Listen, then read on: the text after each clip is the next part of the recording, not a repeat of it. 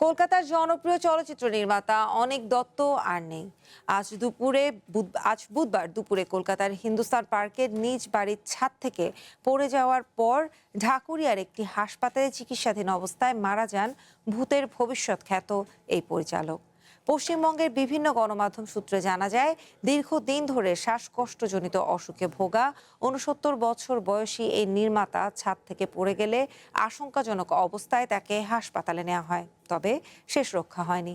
২০১২ সালে ভূতের ভবিষ্যৎ চলচ্চিত্রের মাধ্যমে রাতারাতি খ্যাতির শীর্ষে উঠে আসা অনিক দত্ত সমকালীন বাংলা সিনেমার অত্যন্ত গুরুত্বপূর্ণ নাম ছিলেন। ব্যঙ্গ, সমাজ, রাজনীতি আর বুদ্ধিদীপ্ত রসবোধের মিশেলে আশ্চর্য প্রদীপ ও অপরাজিতর মতো সিনেমা উপহার দেওয়া এই গুণী পরিচালকের আকস্মিক মৃত্যুতে শোকের ছায়া নেমে এসেছে ওপার বাংলার চলচ্চিত্রাঙ্গনে।